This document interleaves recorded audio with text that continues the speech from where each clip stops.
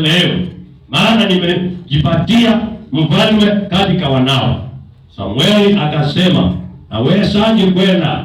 Sauli akipata habari ataniua. Basi Bwana akasema, chukua ndama pamoja nawe, ukaseme nimekuja ili kumtolea Bwana dhabihu.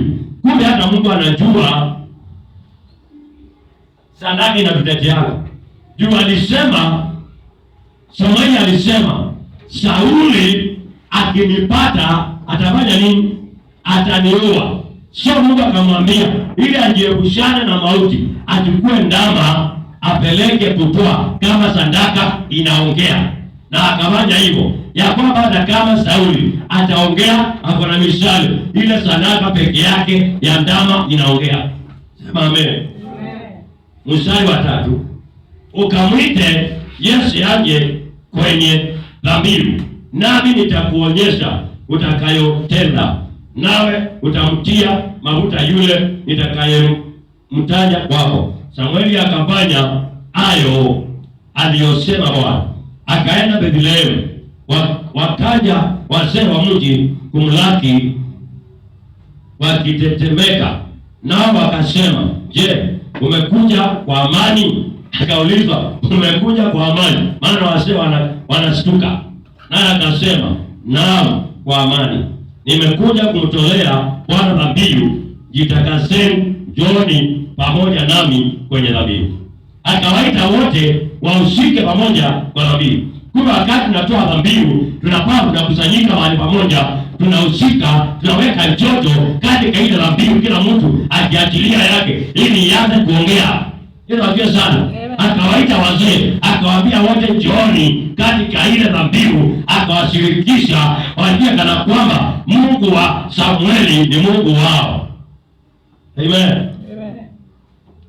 Ikawa walipokuja, mstari wa 6, alimtazama Eliabu. Alianza na wa kwanza, akasema, yakini Masihi wa Bwana yupo hapa mbele zako. Lakini Bwana akamwambia Samueli, usimtazame uso wake wala urefu wa kimo chake, kwa maana mimi nimemkataa. Bwana aangalii kama binadamu aangaliavyo, maana wanadamu uitazama sura ya nje, bali Bwana utazama moyo. Ndipo Yese akamwita Abinadabu. Akaita kijana mwingine wake alikuwa anaitwa Abinadabu, akampitisha mbele ya Samueli. Naye akasema, Bwana akuchagua huyu akakataliwa wa pili. Ndipo Yese akampitisha Shama. Huyu ni watatu vile nilikuwa nimekuambia. Naye akasema, wala Bwana hakumchagua huyu. Shama akakataliwa, na ni watatu walikuwa wanaona ni mzuri, lakini amekataliwa. Mstari wa 10, Yese akawapitisha wanawe 7 mbele ya Samueli. Nimekwambia yote walikuwa 10. Sasa hao ni 7. Watatu wamekataliwa, amepitisha 7. Samueli akamwambia Yese, Bwana hakuwachagua hao 7 wakakataliwa, kwa sababu maybe matendo yao hayakumpendeza Bwana. Bali kuwa anatenda matendo hayampendezi Bwana. Kumbe ukitenda matendo ya kupendezao Bwana, hata utang'ang'ana, utachukuliwa mahali ulipo. Lakini mwenye kuna matendo mazuri, kumbe yako mbali. Amen. 11, kisha Samueli akamwambia Yese, watoto wako wote wako hapa? Hiyo ni swali. Naye akasema, amesalia mdogo wao, na tazama anawachunga kondoo. Basi Samueli akamwambia Yese, tuma watu wamlete, kwa sababu hatutaketi hata atakapokuja huku. 12, basi akatuma mtu, naye akamleta kwao. Naye alikuwa mwekundu, kwa maana kaikea ukweli, kaika tuni. Sema amen. Mwenye macho mazuri, macho yake alikuwa akubadesio wigo wa moyo. Sema amen. Macho sema amen. Macho mazuri, na umbo lake lilikuwa la kupendeza, cha itume cha kuendesha. Sema amen. Umbo lake lilikuwa ni umbo la kupendeza. Haleluya. Bwana akasema, ondoka umtie mafuta, maana huyu ndiye. Sasa vile imewezekana, amekamilika na ukweli wa Mungu umethibitishwa, huyu ndiye. Ndipo Samueli akaitoa pembe. Pembe sio chupa. Kusoma nzobea. Sema amen. Ni Biblia. Haleluya. Akaitoa pembe. Ni pembe ama ni chupa? Nataka tuelewane vizuri. Wale wanapika injili. Akaitoa pembe yake yenye mafuta, akamtia mafuta kati ya ndugu zake, na roho ya Bwana ikamjilia Daudi kwa nguvu tangu siku ile. Basi Samueli akaondoka akaenda zake Rama. Basi roho ya Bwana ilikuwa imemwacha Sauli, na roho mbaya kutoka kwa Bwana ikamsumbua. Roho mbaya kutoka kwa Bwana ikamsumbua. Jina la Bwana libarikiwe. Natangaza leo hii, kama kuna adui anakusumbua, tunaachilia roho mbaya ikamsumbue na ukabaki sawa kwa jina la Yesu Kristo. Na achilia roho mbaya ya kutoka juu ikamsumbue, na Mungu akusaidie wewe ukamwone Bwana. Wale ambao wanasema uwezi, utakwenda kuweza. Sema amen. Wala nakuonea ukienda katika baraza, hata wale wengine wakionekana wakitambuliwa, hata kwa baraza au tambuliwi, hata watu wakuongelezi, unapuuzwa. Inatangaza leo itakwenda kukuombea na niachilie neema na upako kwako. Hata kabla hujafika utakuwa unaingia kwa mkutano, wanasema wataka huyu mtu atuombee. Sema amen. Kitambo sana ilikuwa nimepuuzwa na watu, nimekataliwa, lakini saa zote huwa naingia kwa mikutano, watu wanasema tunataka mchungaji atuombee. Kwa sababu gani? Maana already uko na roho ya uwepo mwingine, umebeba nguvu za Bwana, na lazima hata ule uwepo uonekane katika wale watu. Na katika vikundi vingine bila naendana, inaona watu wanafundishwa, watu wananyamaza, watu kama 150 wanasema nataka kuuliza mtu mmoja atuombee. Wananyamaza sekunde 40. Nasikia anasimama, nasema kila mtu asimame, na ninaanza kung'oa nanga ya maombi. Nikimaliza mkutano, huyo mwalimu wale alikuwa ametoka anasema, mchungaji Mungu akubariki, na jinga na kama mimi ni mchungaji. Kwa sababu gani? Ile roho iko ndani yako itaanza kuonekana na wale wanadamu, wewe ni nani? Maana Yesu kuna siku aliuliza Petro na Yohana, mimi na mnaniita nani? Nikiwa katikati yenu. Wengine wanaanza kusema wewe ni kama Elia alikuwepo, wewe ni kama Danieli. Petro akaulizwa na Yesu, wewe unaonanga mimi ni nani? Petro akaangalia Yesu, maana Petro alikuwa amejazwa na roho. Kasema wewe ni Kristo na ni mwana wa Mungu aishio. Yesu akaangalia Petro akamwambia, sio wewe umenena, ni yule aliye ndani yako amekufundisha haya.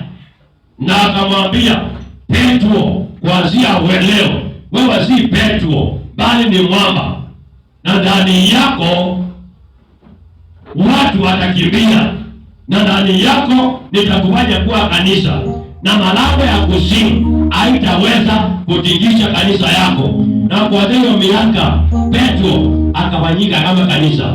Ukiwa kama kanisa, wewe ukatikizwa na chochote, malango ya kuzimu yatakuwa yakikunyua. Na wakati Samueli alikamata pembe, maana already alikuwa ametoa ndama, chini ya miaka ngapi, alikuwa ametoa ndama kama dhabihu, na akaita wazee akawashirikisha katika ile dhabihu. Wakaona kile kimetendeka. Jambo la mwisho alikuja akaambiwa, kamata pembe lako na umjaze mafuta.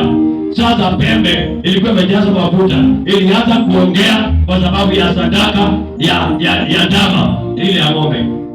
Na wakati Daudi alikuja, kuna vile Samueli anampenda. Samueli aliambia wale watu, Mungu hapendi hao wote, na akaambia GEC, sitaketi mpaka Daudi huyu nangojea atakapokuja. Na Samueli hakuketi, akakaa amesimama kama soja security afisa.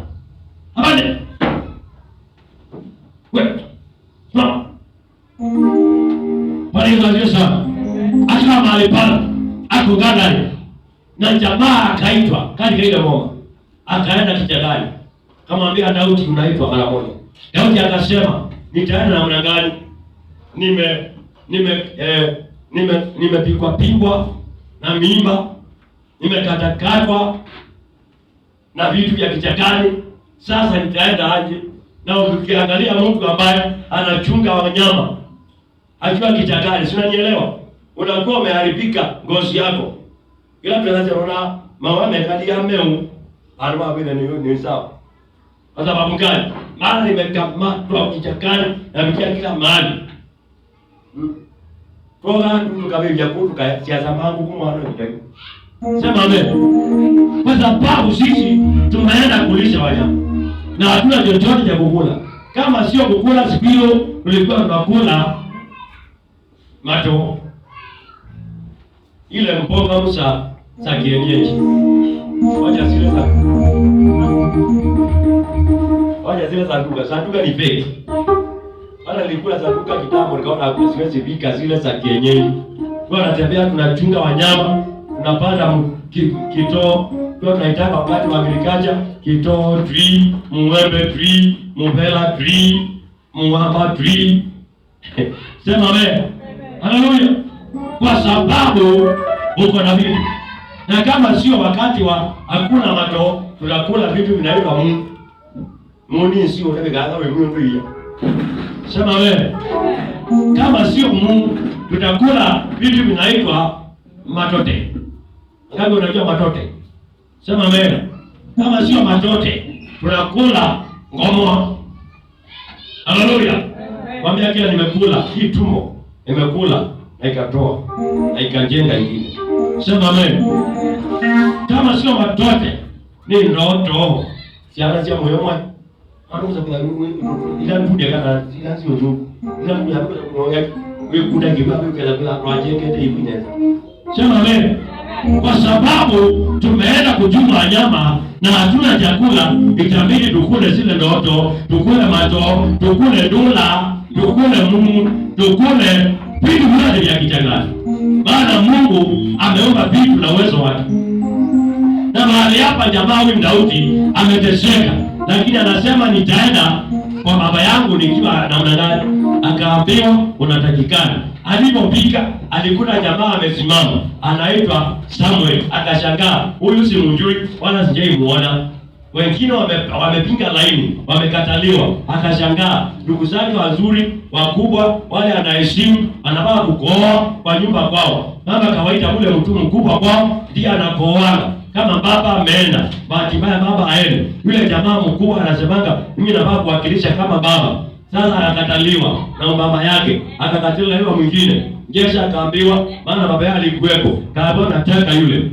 Daudi akaambiwa pinga magoti. Alipopinga magoti, hata hakuongea.